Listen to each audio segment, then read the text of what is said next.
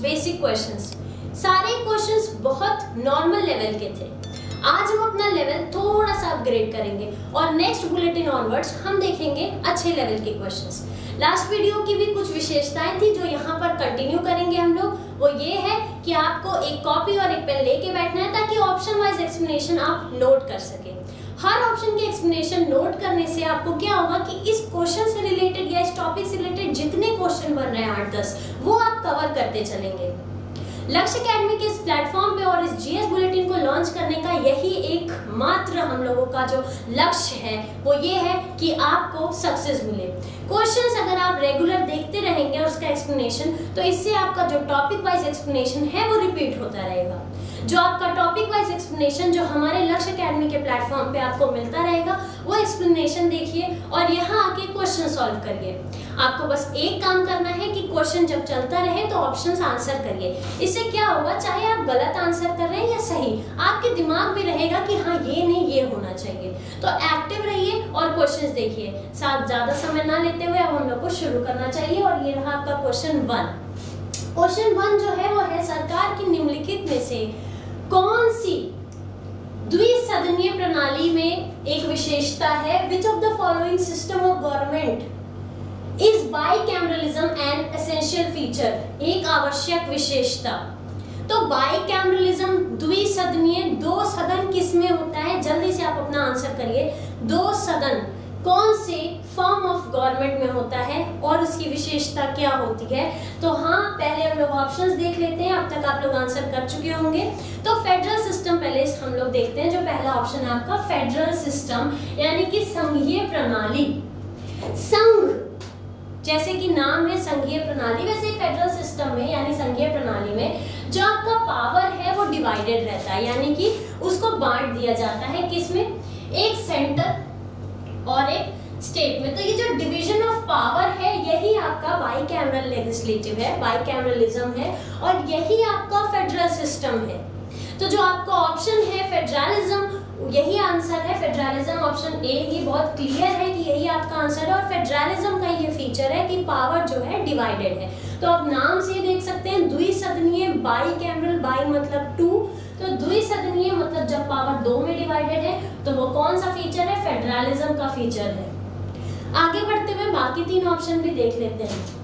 एकात्मक प्रणाली, एकात्मक में पावर कहीं डिवाइडेड नहीं है, एक सेंट्रल गवर्नमेंट को सारे पावर्स हैं। तो the power rests with one central government, तब उसको क्या कहा जाएगा, यूनिटरी सिस्टम ऑफ गवर्नमेंट, एकात्मक प्रणाली। आगे बढ़ते हैं, नेक्स्ट देखते हैं संसदीय प्रणाली, यानी कि पार्लियामेंट्री सिस्टम ऑफ गवर्नमेंट। तो पार्लियामेंट्री सिस्टम हम लोग यहाँ पे एक्सपीरियंस करते हैं कि कैसे पार्लियामेंट सदनों में डिवाइडेड है क्या, गवर्नमेंट। और सिमिलरली प्रेसिडेंशियल सिस्टम में क्या होता है, जो पावर होता है वो प्रेसिडेंट। अब इन दोनों में डिफरेंस बेसिक ये है कि पार्लियामेंट्री सिस्टम ऑफ गवर्नमेंट में हेड ऑफ स्टेट और हेड ऑफ गवर्नमेंट अलग अलग होता है। हेड ऑफ स्टेट यानी कि राज्य का जो मुखिया है, अब ये राज्य की परिभाषा भी आपको हमारे जीएस वीडियो में मिलेगी, जो प्रदीप सर द्वारा क्लासेस चलेंगी, आप उसमें देख सकते हैं स्टेट एक्चुअली होता क्या, वो एक पूरा टॉपिक है, तो आपको पूरा एक्सप्रेशन मिलेगा। तो राज्य का जो हेड होता है वो कौन होता है, प्रेसिडेंट होता है। ये हम लोग बात कर रहे हैं पार्लियामेंट्री सिस्टम की। और जो गवर्नमेंट का हेड होता है वो कौन होता है, प्राइम मिनिस्टर होता है। तो स्टेट का हेड प्रेसिडेंट और गवर्नमेंट का हेड कौन है, प्राइम मिनिस्टर। तो ये आपका पार्लियामेंट्री फॉर्म ऑफ गवर्नमेंट। और प्रेसिडेंशियल में एक हेड होता है, दैट इज प्रेसिडेंट, ठीक है, राष्ट्रपति हेड होता है। और यहाँ पर पार्लियामेंट्री सिस्टम में राज्य का जो मुखिया होता है वो कौन होता है, राष्ट्रपति होता है। और सरकार का, गवर्नमेंट का हेड कौन होता है, प्राइम मिनिस्टर होता है। तो ये रहे आपके चारों ऑप्शन। पहला था फेडरल सिस्टम, यहाँ पे पावर जो है डिवाइडेड होती है between the 2 houses, between central government and state government. The power is divided between 2 branches of the government, 2 branches में डिवाइडेड है। दूसरा एकात्मक है, इसमें सेंट्रल गवर्नमेंट के पास अकेले पावर है। तीसरा जो है हमारा संसदीय प्रणाली, पार्लियामेंट्री सिस्टम, इसमें हमने बताया इसकी विशेषता होती है हेड ऑफ स्टेट और हेड ऑफ गवर्नमेंट अलग अलग होता है। हेड ऑफ स्टेट प्रेसिडेंट होता है, हेड ऑफ गवर्नमेंट अपना कौन होता है, प्राइम मिनिस्टर। वेरी गुड, आप लोग कमेंट करते रहिए, इसीलिए हम लोग वेट करते हैं ताकि आपका कमेंट जल्दी जल्दी आता रहे। गवर्नमेंट में यानी कि राष्ट्रपति प्रणाली में एक ही हेड होता है जो कि राष्ट्रपति होता है। ये रहा आपका पहला क्वेश्चन, एकदम इलैबोरेटली। जो भी दिक्कत परेशानी है वो आप कमेंट कर सकते हैं। आगे बढ़ते हैं नेक्स्ट क्वेश्चन के साथ। जो आपका दूसरा क्वेश्चन है वो है हमारा, समाजवाद क्या हासिल करने में सफल होता है? Socialism succeeds in achieving what? तो ये है आपका क्वेश्चन, ध्यान से देखिए। पहला ऑप्शन है लोगों के उच्च जीवन स्तर, high standard living of the people. दूसरा है समाज में आय का समान वितरण, that is equal distribution of income in the society. समाज में उच्च व्यक्तिगत कल्याण यानी higher individual welfare in the society. और चौथा, समाज में अधिकतम सामाजिक कल्याण यानी कि maximum social welfare in the society.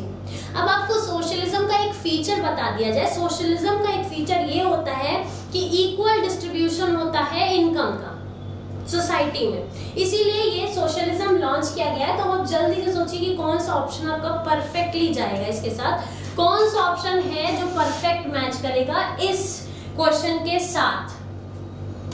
Socialism की दो फीचर्स हैं, ध्यान दीजिएगा, बार बार कह रहे हैं, इक्वालिटी और एक इनकम डिस्ट्रीब्यूशन। तो इक्वालिटी मतलब इक्वल मतलब समान रूप से जो है आय का वितरण जो समाज में है, यही आपका करेक्ट ऑप्शन है, यानी कि ऑप्शन बी आपका करेक्ट ऑप्शन है। सोशलिज्म भी एक फीचर ऑफ गवर्नमेंट है, ठीक है। तो इस सोशलिज्म में क्या होता है, यही होता है कि समान रूप से आय का वितरण होता है। चलिए नेक्स्ट हम लोग देखते हैं। नेक्स्ट क्वेश्चन है मध्य प्रदेश। अब देखिए ये तो आप लोगों को एक तरह से लिस्ट बना लीजिए कि कौन से स्टेट की जो उच्च न्यायालय की पीठ है कहाँ स्थित है और उनकी सर्किट ब्रांचेस कहाँ स्थित हैं। तो ये क्वेश्चन क्योंकि प्रीवियस ईयर में आया हुआ है इसलिए इंक्लूड किया है। इस क्वेश्चन से आपको क्या सीखना है कि अलग अलग जो हमारे राज्य हैं उनकी जो हाई कोर्ट की बेंचेस हैं वो कहाँ लोकेटेड है, एक लिस्ट बना लीजिए आप। तो यहाँ क्वेश्चन मध्य प्रदेश का है, तो मध्य प्रदेश की जो ब्रांच है जल्दी से आप आंसर करिए वो कहाँ पर है। ब्रांच यानी सीट मतलब पीठ जो है कहाँ स्थित है, जल्दी आंसर करिए आप लोग। तो देर ना करते हुए जो ऑप्शन डी है जबलपुर, वहां पर है इनका लोकेशन हाई कोर्ट की पीठ का यानी कि सीट का। और इनकी जो बेंचेस है सर्किट बेंचेस, ये कहाँ कहाँ है, कहाँ कहाँ है, जल्दी बताइए। सर्किट बेंचेस कहाँ कहाँ हैं? जैसे कि एक मैंने मार्क ही कर दिया और दूसरा ग्वालियर, इंदौर और ग्वालियर, ठीक है। तो ऑप्शन डी यहाँ पे सही है, इनकी बेंचेस जो है वो ग्वालियर और इंदौर में लोकेटेड। चलिए आगे बढ़ते हैं नेक्स्ट क्वेश्चन के साथ बिना देर किए।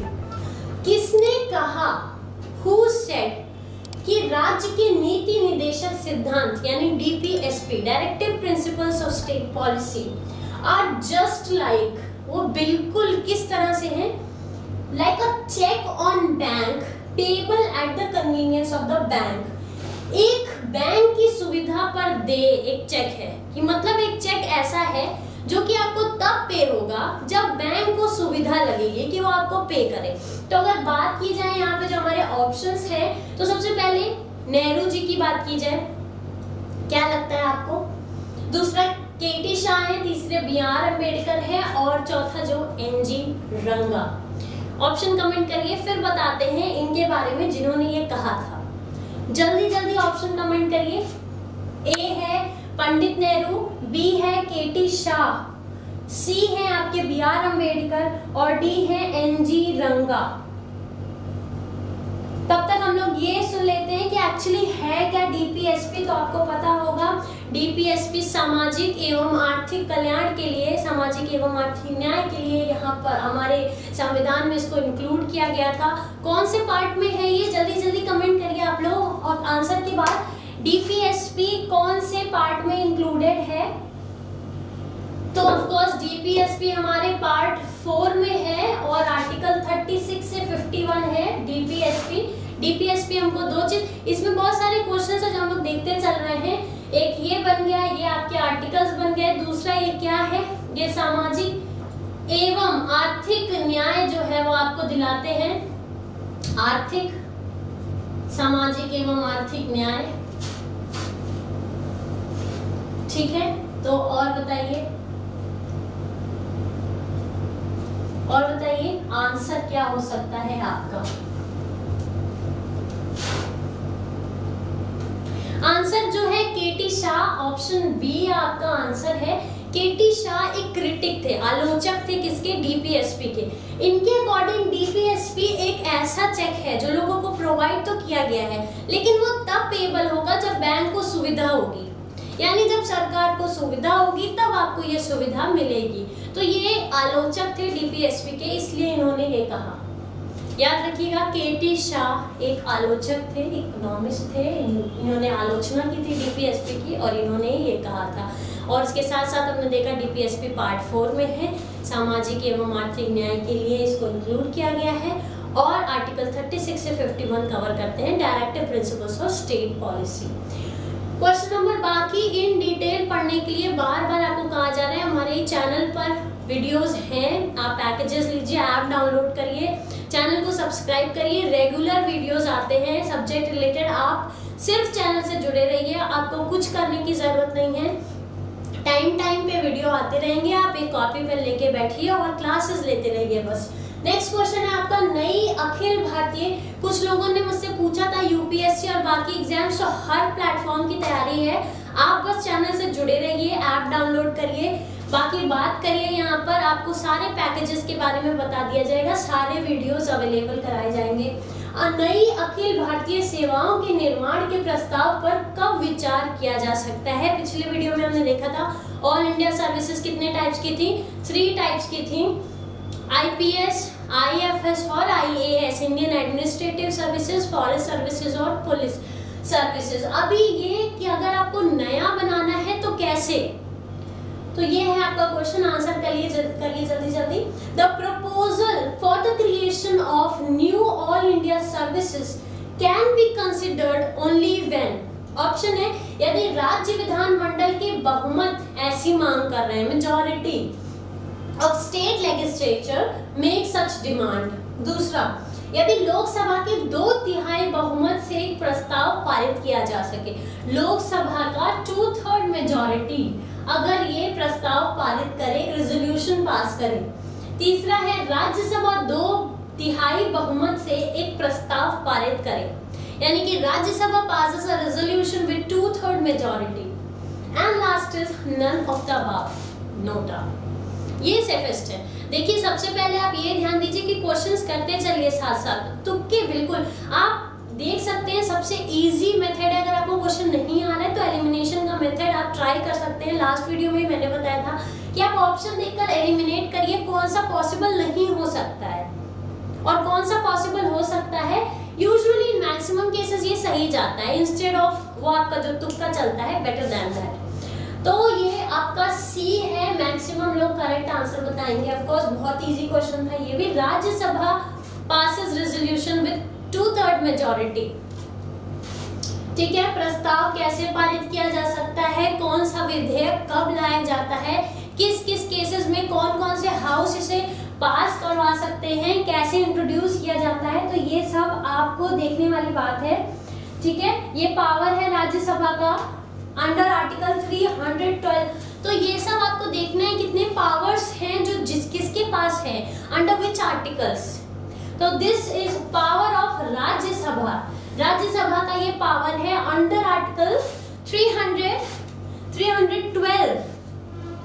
अंडर आर्टिकल 312 राज्यसभा के पास ये पावर है। This power rests with Rajya Sabha.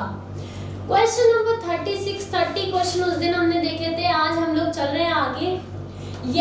यह निर्दिष्ट करने का अधिकार किसके पास है कि किन जातियों को अनुसूचित जाति माना जाएगा।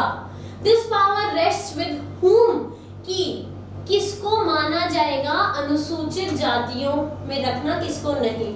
The authority to specify which caste shall be deemed scheduled caste rest with the, अभी बना है C commission for scheduled caste बन गया है, तो वो उनके जो आयुक्त हैं उनको ही ये प्राप्त है अधिकार। डिसाइड करने का। तो इसीलिए एक कमीशन बना है। देखिए इंडिया में माइनॉरिटीज के लिए जो कमीशंस हैं, जो बिल्स हैं, जो अमेंडमेंट्स हैं और जो रिजर्वेशंस हैं, ये भी एक जरूरी अहम बात है। तो ये आप नोट डाउन कर लीजिए, ये भी इंपॉर्टेंट है, ये भी पढ़िएगा। अभी तो आंसर आपका ए है। चलिए आगे बढ़ते हैं। इसके साथ हम नेक्स्ट क्वेश्चन पे आते हैं। देखिए फिर से ये क्वेश्चन रिपीटेड है, जो न्यायालय की जो पीठ है वो कहाँ स्थित है। ये एक क्वेश्चन इससे आता ही है, तो इसीलिए आप स्टेट वाइज जो है लिस्ट बना लीजिए कि कहाँ इनकी पीठ है उच्च न्यायालय की, और इनकी सर्किट ब्रांचेस कहाँ कहाँ है, बेंचेस कहाँ कहाँ लोकेटेड है।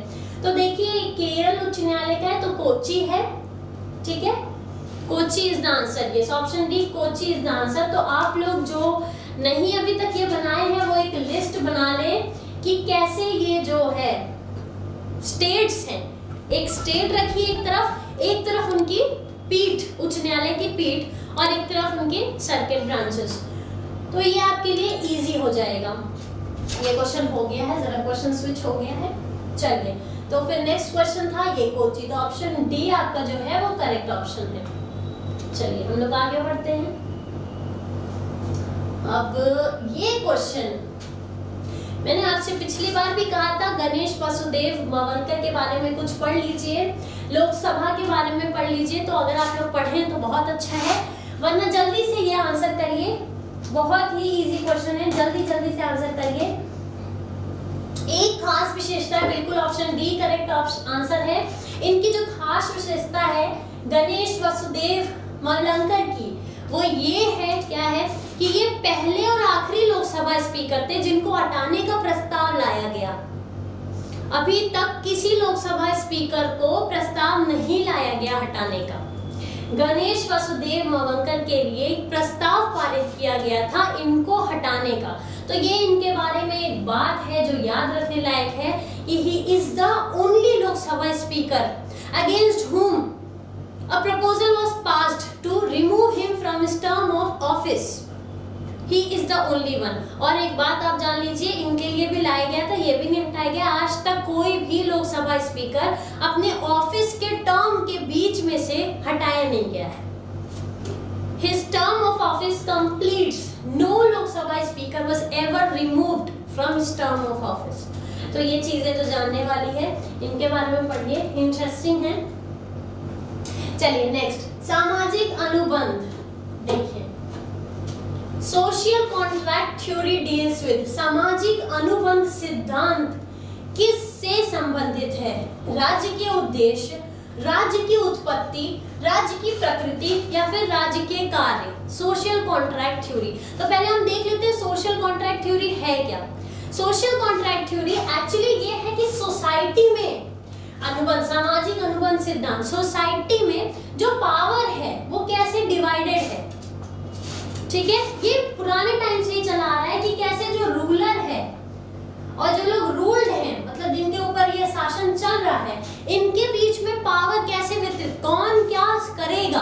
तो सोसाइटी की जो स्थापना है उसके लिए एक बहुत इंपॉर्टेंट तत्व है कि एग्रीमेंट हो सोसाइटी में। एक एग्रीमेंट बहुत जरूरी है, एक एग्रीमेंट बहुत जरूरी है कि कैसे जो रूलर है वो क्या क्या पावर रखेगा और जो लोग उनके अंडर हैं वो कैसे कैसे रहेंगे। तो वो एग्रीमेंट जो लोगों में साइन हुआ था उसी को सोशल कॉन्ट्रैक्ट थ्योरी कहते हैं। तो इसी से धीरे धीरे करके एक तरह की सोसाइटी की स्थापना हो गई कि कौन हेड है, पावर कौन रखेगा और कैसे पावर डिवाइडेड होता है, कैसे हर किसी के पास सारा पावर नहीं होता है। तो ये सोशल कॉन्ट्रैक्ट थ्योरी है। तो अब आपको ऑप्शन करीब करीब आ रहा होगा। ये ऑप्शन राज्य की उत्पत्ति, कैसे कैसे स्टेट बना और आज कैसे हम लोग यहाँ तक पहुँच गए हैं, कैसे सरकारें बनती हैं, तो इसका जो बेसिस था वो कब से चला आ रहा है। तो सोशल कॉन्ट्रैक्ट थ्योरी यहीं पे रिफ्लेक्ट करता है, इसलिए इसका आंसर है option B, origin of the state, राज्य की उत्पत्ति।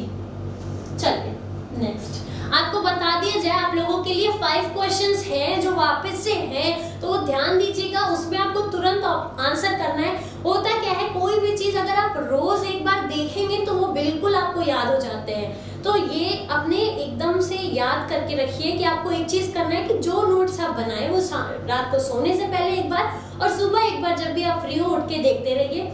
कोई कभी नहीं भूलेंगे कि एक उन लोगों के लिए है जिनको प्रॉब्लम होती है मेमोराइजिंग में। बाकी आप लोग वेल वर्स्ड हैं, आप लोग बहुत अच्छे हैं, पढ़ने में कोई दिक्कत नहीं है।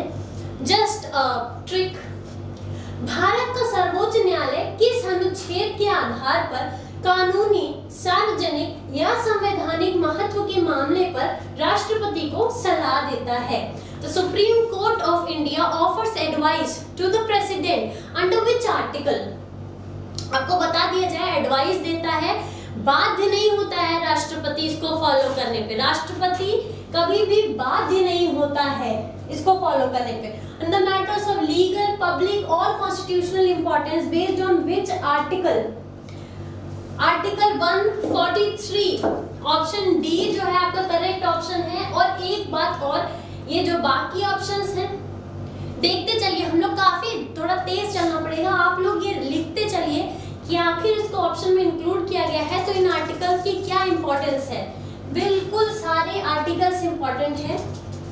जो ऑप्शन क्वेश्चन से मिलते जाते हैं एटलीस्ट उतना तो पढ़ते जाइए ताकि कभी ऑप्शन में कंफ्यूजन ना हो।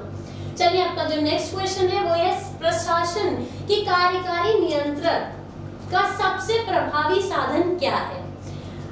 ये तो कहीं भी है कि most effective mean of executive या एग्जीक्यूशन कंट्रोल करने का सबसे जो प्रभावी तरीका है वो क्या है? सोच के बताइए। सबसे, किसी से भी कुछ करवाना हो तो आखिर कौन सा डर है जो आप स्थापित कर सकते हैं उसके? तो ऑप्शन है आपके वित्तीय प्रशासन, financial administration. Of course it is important, पर क्या है सबसे प्रभावी साधन? पैसा तो सबको कंट्रोल करता है फाइनेंशियली। राजनीतिक दिशा, political direction, this is completely out.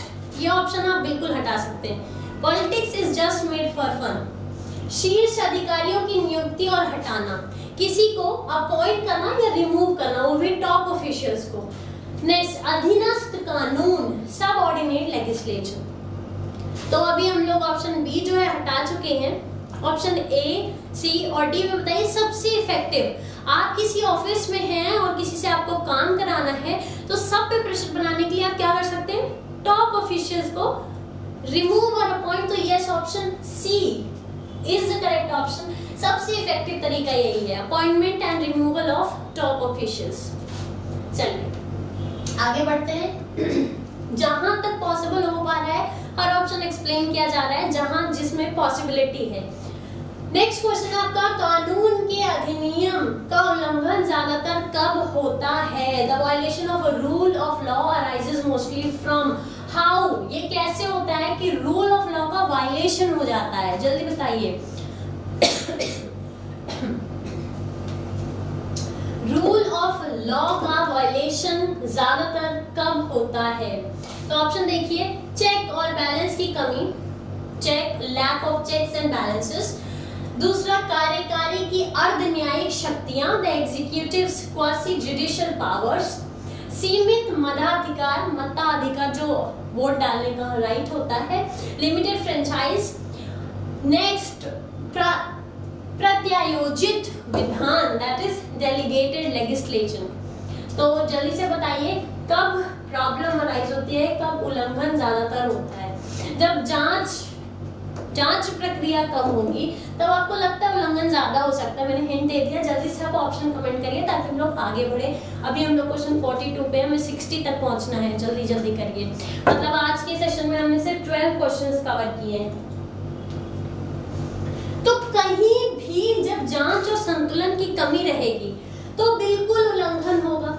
आप रेगुलर बेसिस पे जब जांच और संतुलन नहीं बना के चलेंगे, देखिए आपको सबसे इजी तरीका है ऑप्शन वाइज जाना। ऑप्शन एलिमिनेशन सेफेस्ट ऑप्शन होता है। तो आप देखिए जब जांच और संतुलन की कमी होती है, option A is the correct answer, तभी जो है दिक्कत होती है, उल्लंघन होता है। नेक्स्ट क्वेश्चन 43, कौन सा संविधान संशोधन अधिनियम जिसने राष्ट्रपति आपातकाल की उद्घोषणा के दुरुपयोग के खिलाफ सुरक्षा उपायों की शुरुआत की? The Constitutional Amendment Act has introduced safeguard against the misuse of proclamation of national emergency is, which I told in the last class also, हमारे लास्ट वीडियो में भी मैंने बोला था कि ये पढ़ लीजिए, ये अमेंडमेंट बहुत इंपॉर्टेंट है।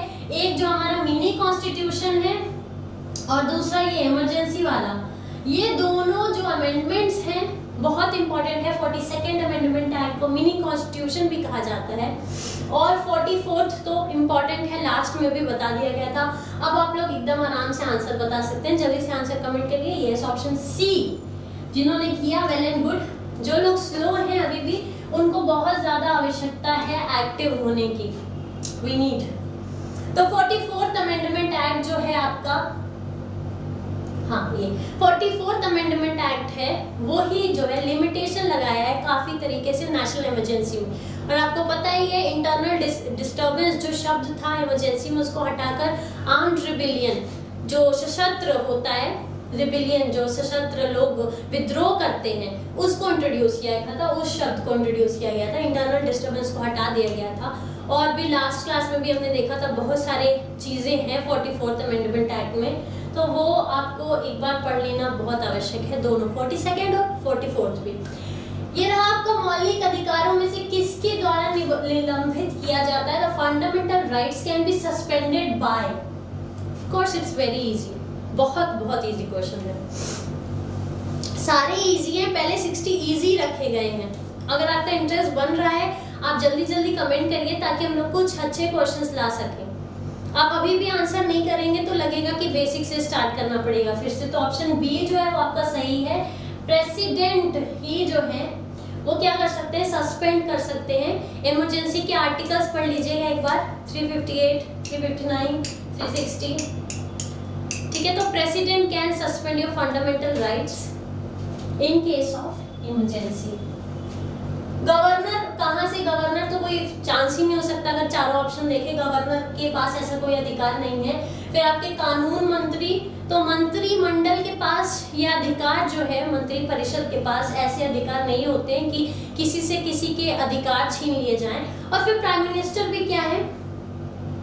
No, elected by the people, तो ऐसा कोई भी अधिकार उनको भी नहीं मिलता। तो आपके एग्जीक्यूटिव्स के पास ये अधिकार होता है। प्रेसिडेंट के पास जो इनका हेड है, हमारा हेड है, हेड ऑफ स्टेट है। हेड ऑफ गवर्नमेंट कौन है? Prime minister. देखते चलिएगा, ये इंपॉर्टेंट चीजें हैं जो हम लोग फॉलो करते हैं पार्लियामेंट्री सिस्टम में। भारत में क्वेश्चन नंबर 45, सांप्रदायिकता के बढ़ने का मुख्य कारण क्या है? The growth of communalism. अब ये है क्या कम्युनल?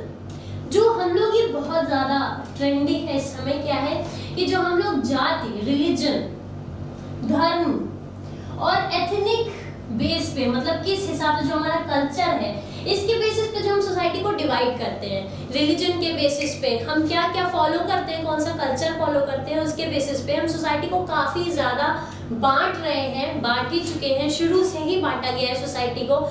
एक्चुअली सोसाइटी शुरू की गई थी काम के बेसिस पे डिवाइड करने के, लेकिन अब बढ़ते बढ़ते ये सिस्टम आ चुका है कि अब सोसाइटी काफी ज्यादा कम्युनलिज्म फॉलो करने लगी। तो ये होता कब है? कौन ये बढ़ाता है? कौन बढ़ाता है ये?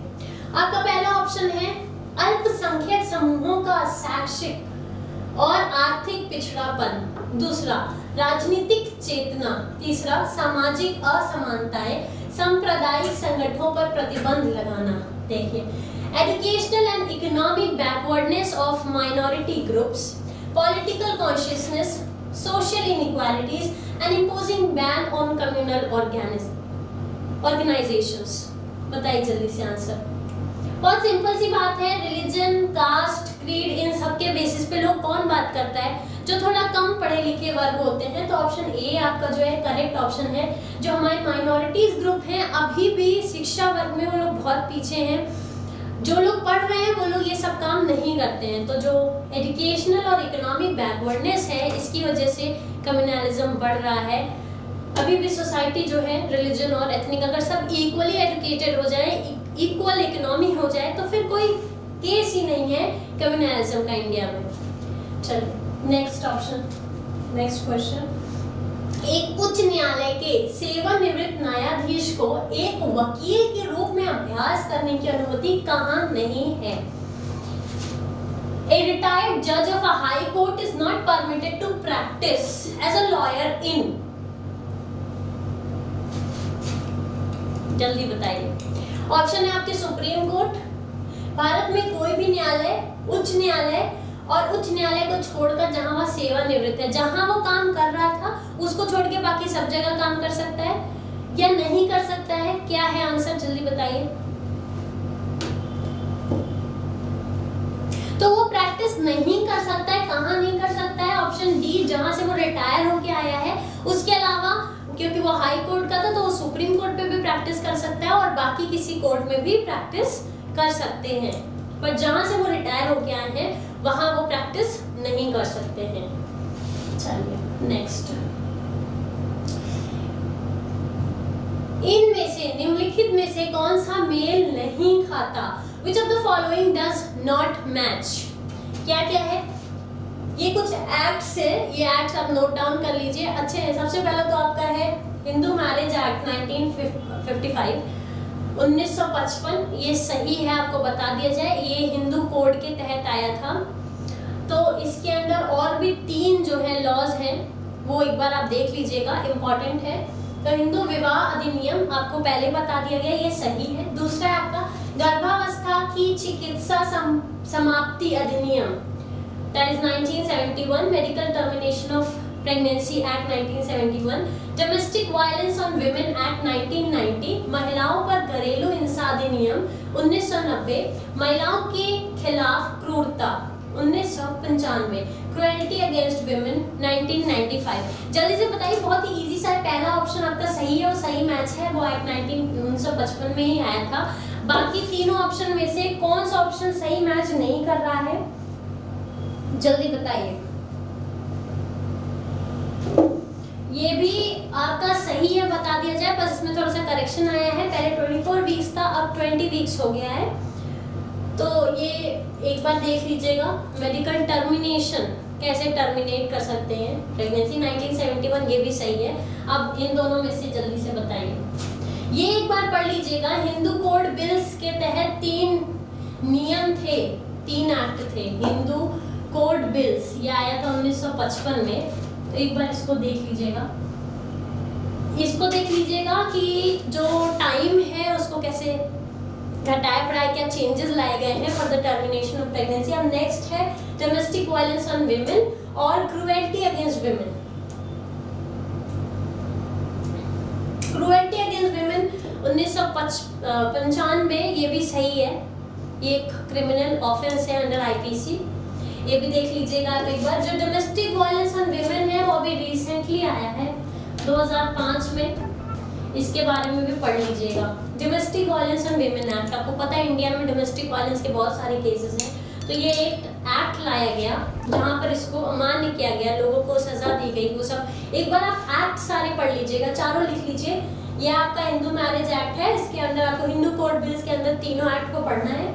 फिर मेडिकल टर्मिनेशन ऑफ प्रेगनेंसी 1971, फिर है domestic violence on women act 2005, यही आपका आंसर है, ये गलत मैच है, ये एक्चुअली 2005 में आया था। और फिर क्रुएल्टी अगेंस्ट विमेन 1995, 1995। जिन्होंने नहीं लिखा है वो वीडियो पॉज करके लिख लेंगे बाद में। अभी चलते हैं हम लोग आगे। राष्ट्रपति के कार्यालय की रिक्ति को कितने दिनों के भीतर, जो ये है कितने दिनों के भीतर, वो सारे ऑफिसेस के लिए होता है। ऑफिसेस वेकेंट है तो उसी टर्म के अंदर ही फिल किया जाता है सारे, not only the office of president. अब जल्दी से बताइए आंसर होगा क्या। The vacancy of the office of president must be filled with in 3 महीने, 3 मंथ्स, 6 महीने, 6 मंथ्स, 12 मंथ्स एंड 1 महीने। 1 महीने ज्यादा हो जाएगा, 12 मंथ्स, 1 महीने क्या कम हो जाएगा, 12 मंथ्स ज्यादा हो जाएगा। अब जल्दी से पहले 2 ऑप्शंस में से बताइए कौन सा सही है, और जो सही है वो सारे के लिए, गवर्नर के लिए भी वही होगा, तो सारे ऑफिशियल्स के लिए वही एग्जीक्यूटिव्स में होगा। जल्दी बताइए कितने टाइम में फिल करना जरूरी है। ऑप्शन बी आपका करेक्ट है, विद इन 6 मंथ्स। तो ये याद रखिएगा कि इतने दिन में ऑलमोस्ट सबको जो है फिल करना है, सबकी प्लेसेस। चलिए नेक्स्ट, थोड़ा फास्ट चलते हैं। भारतीय संविधान के किस भाग में मौलिक कर्तव्य निहित हैं? In which part of the Indian Constitution is fundamental duties enshrined? 4, 4A, 4B and 5th। जल्दी बताइए। और एक 2-3 चीज और बता दीजिए आप। फंडामेंटल राइट्स कहाँ है, डीपीएसपी अभी हमने देखा वो कहाँ है, उसके साथ साथ फंडामेंटल ड्यूटीज, तीनों बताइए कमेंट करके जल्दी। फंडामेंटल ड्यूटीज कौन से पार्ट में है? पार्ट, शेड्यूल और आर्टिकल्स कुछ तो पढ़ना जरूरी है आप लोगों को।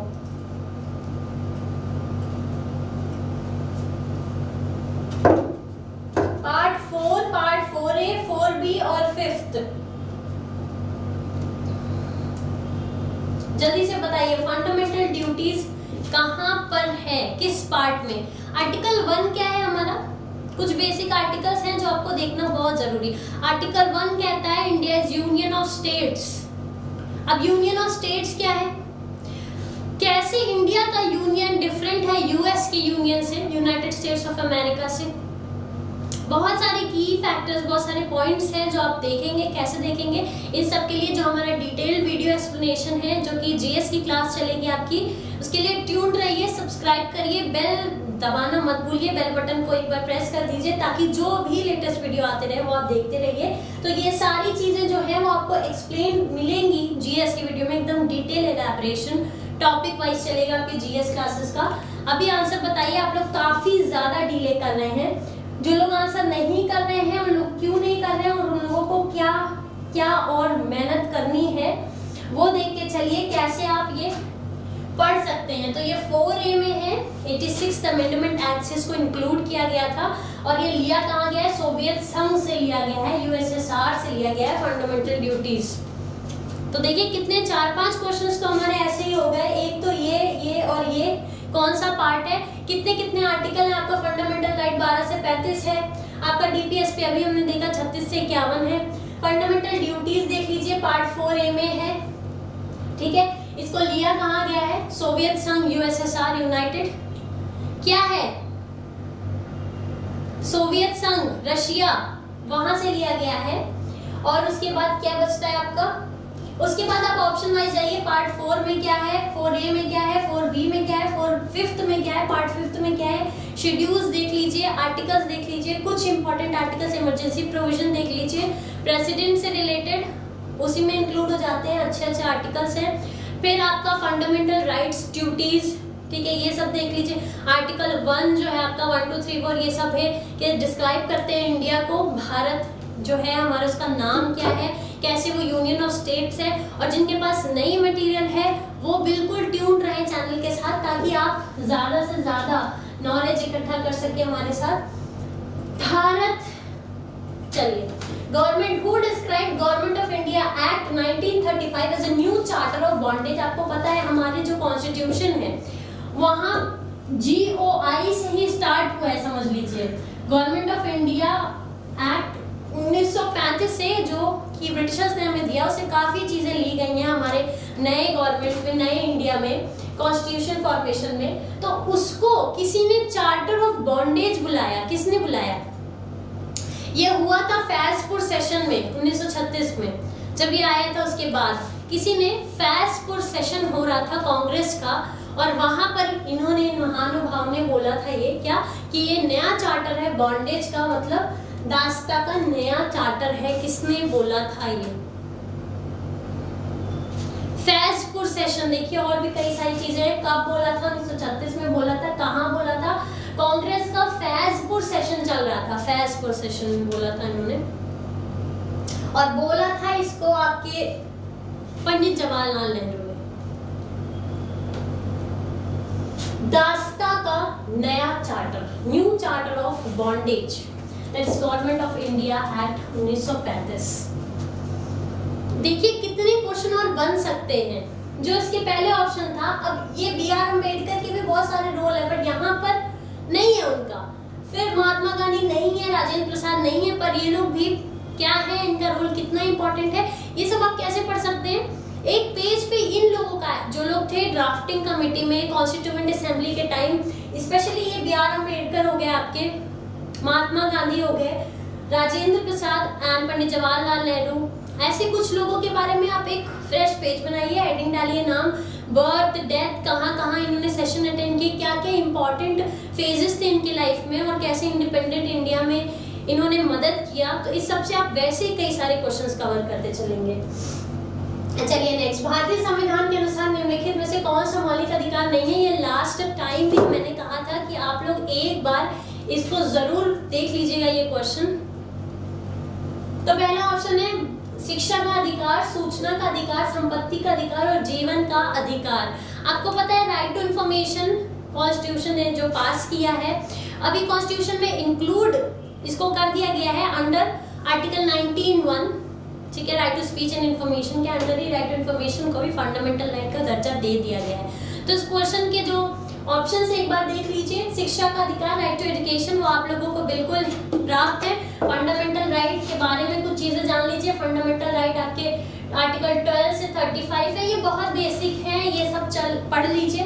स्पेशली आर्टिकल 19 पढ़ लीजिए, ये भी बहुत इंपॉर्टेंट है क्योंकि ये अमेंडमेंट्स के थ्रू देखिए आर्टिकल 19(1) में बढ़ाया गया राइट टू इंफॉर्मेशन।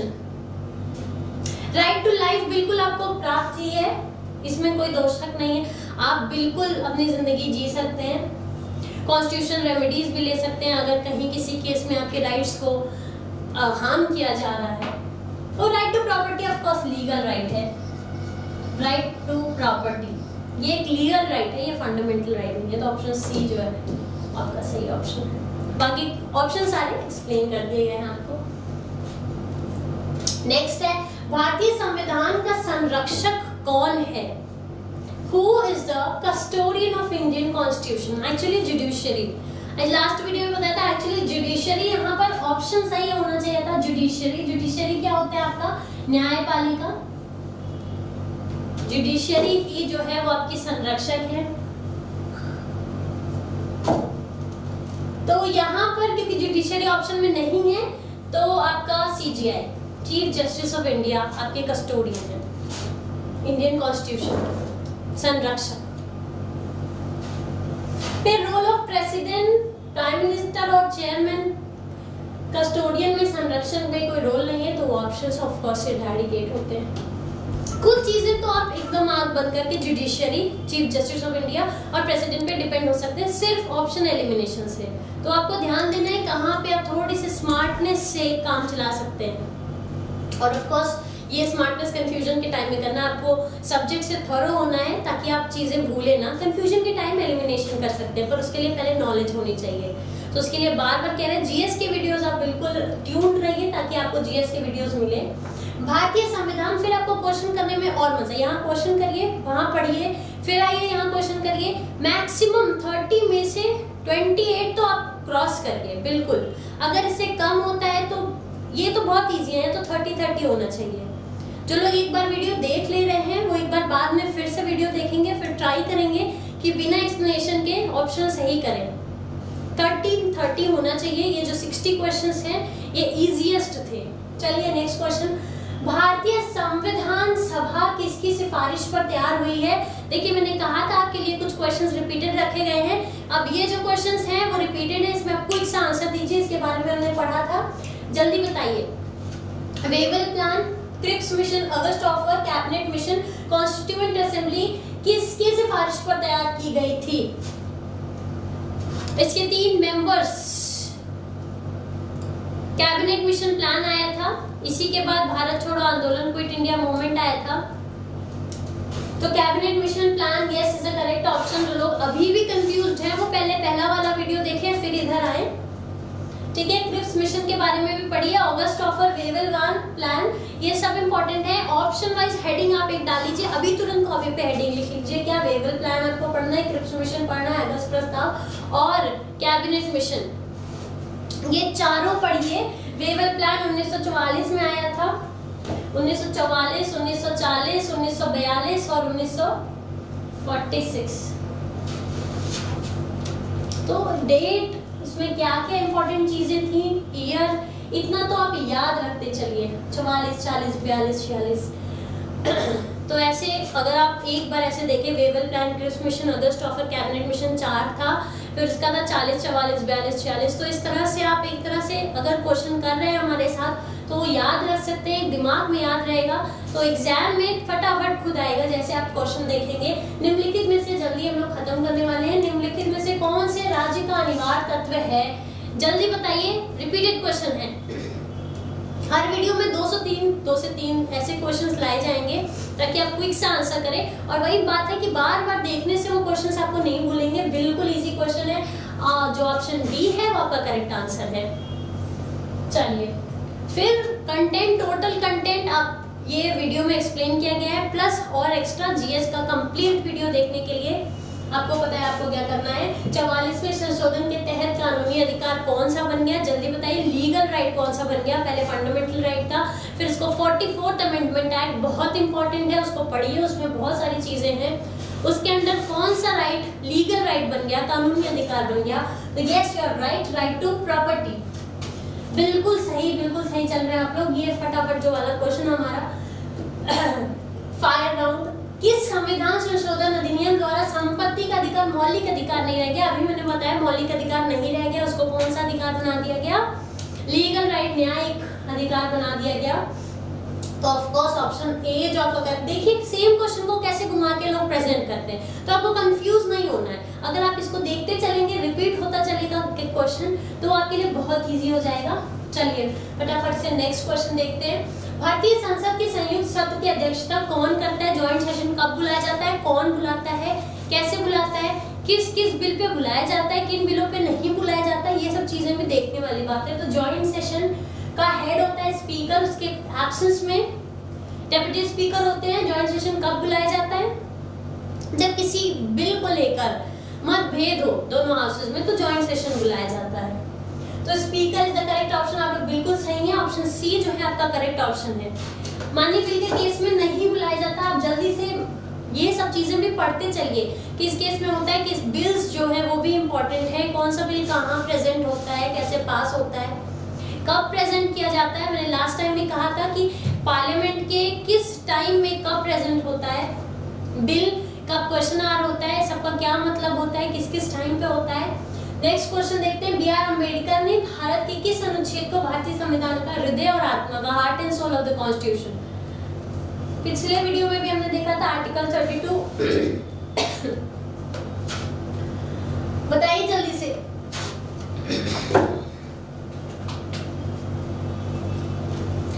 क्यों कहा है हार्ट और सोल, क्योंकि बिल्कुल ये जो संरक्षक है हमारा, हमारे फंडामेंटल राइट्स को बचाता है, हमें सुरक्षा देता है ताकि हमारे जो अधिकारों का हनन ना हो सके, कॉन्स्टिट्यूशन रेमेडीज मिलती है हमको।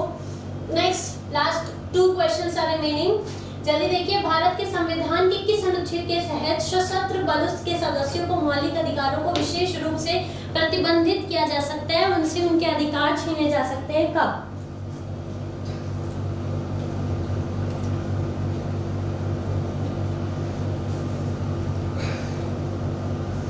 यस आप लोग बिल्कुल सही है, ऑप्शन सी बिल्कुल सही ऑप्शन है। ये अधिकार कब छीने जाते हैं, जब भी रेस्ट्रिक्शन हो इमरजेंसी के केसेस में सशस्त्र बलों से उनके कुछ फंडामेंटल राइट जो है वो छीन लिए जाते हैं। इस पे भी आपको पढ़ने की जरूरत है, टॉपिक वाइज बनाई नोट्स। ये क्वेश्चंस पिछले में एक्सप्लेन थे, पिछले वीडियो में एक रैपिड फायर राउंड था जहाँ पे वो पिछले 5 क्वेश्चंस आपको करने थे। अब ये हमारा है 21वें विधि आयोग के अध्यक्ष कौन है, ये क्वेश्चन फिर से नहीं है आपका, तो आपका रैपिड फायर राउंड जो है खत्म होता है। अब हम लोग देखते हैं लॉ कमीशन क्या है, विधि आयोग। विधि आयोग तो लॉ कमीशन जो है 1955 से शुरू हुआ था आजादी के बाद। 3 ईयर का टर्म होता है इनका, 3 ईयर टर्म ऑफिस होता है, 3 साल के लिए चेंज होते हैं। इस समय जो 21वां लॉ कमीशन है, इसके जो हेड है वो कौन है, जस्टिस, ये भी नहीं है, ये भी नहीं है, तो बचते कौन है, BS Chauhan, Balbir Singh Chauhan, justice Balbir Singh Chauhan. 3 years के लिए लॉ कमीशन बनता है। अब आपको बता दिया जाए जो पहले लॉ कमिश्नर थे, मतलब जो पहले अध्यक्ष थे कौन थे, चेयरमैन, इससे ये भी क्वेश्चन बनता है। पहले हम लोग देखे लॉ कमीशन, उसके बाद 1955 में जो स्थापना हुई, 3 साल के टर्म के लिए ये लोग बनते हैं, ठीक है। पहले कौन थे जल्दी से बताइए, अगर आप लोगों को याद हो, वही भारत के पहले अटॉर्नी जनरल भी बने थे, जल्दी जल्दी बताइए।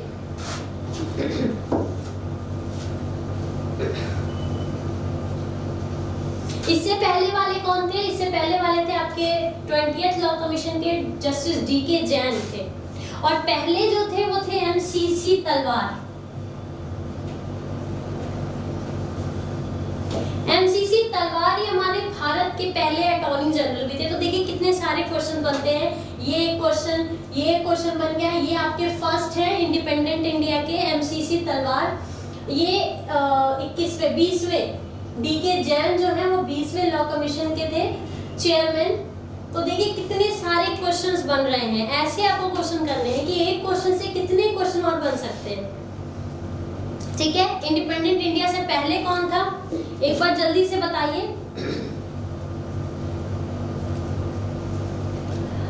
इसका जो इंट्रोडक्शन था 1933 में, जो चार्टर आया था, चार्टर एक्ट ऑफ 1833, उसमें ही आया था। तो अगर पहले की बात की जाए, आजादी से पहले की भी, तो जो लॉर्ड मैकॉले थे वो थे हमारे इसके एक्चुअली फर्स्ट चेयरमैन, मैकॉले। और इंडिपेंडेंट इंडिया के एमसीसी तलवार, जिन लोगों के पास अभी कॉपी नहीं है वो एक बार फिर से वीडियो देखकर सारा चीज नोट कर लेंगे। बहुत सारे क्वेश्चंस बने। Charter act of 1833, Lord Macaulay बने थे तब। इंडिपेंडेंट इंडिया का 1955 में जब स्थापना हुआ था, 3 ईयर के लिए बनते हैं।